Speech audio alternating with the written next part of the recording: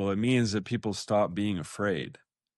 And why do they stop being afraid? And because their current circumstances, their circumstances in that situation at that time, back then or now, reach a point where the suffering has gotten bad enough because of that system that they're no longer afraid of what can be done to them any further by that system. They've gone through it.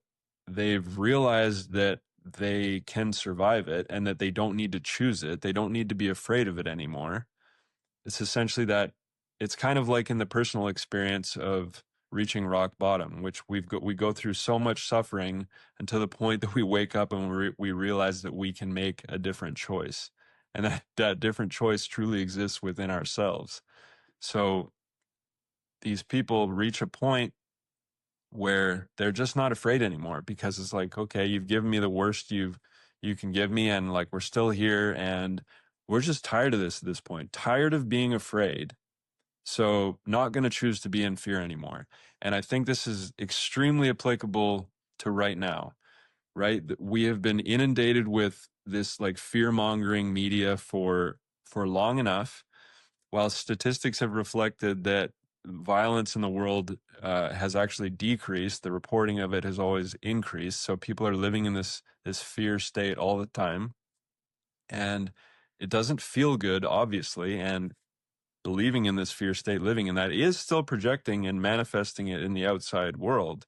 This isn't to say there's nothing wrong and that change doesn't need to happen, but at the root of it, I believe, and I think, as we discussed a little bit, is the individual experience of buying into the system.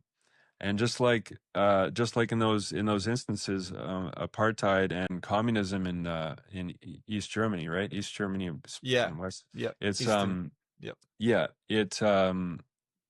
there reaches a point where it has to reach a point where it just breaks in the hearts and minds of the people, of everybody, the people, working in the factory, as well as the ones imprisoned, as well as the ones who are sitting at home comfortably in their living room because they've been following the rules. They just reach a point where it breaks, and it's like, no, no more.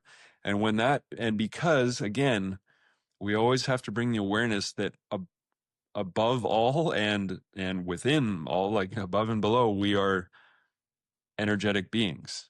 So when we shift our energy and when we shift it collectively, we can topple anything. It's because it's about our hearts and minds. That's why we're so manipulated through media.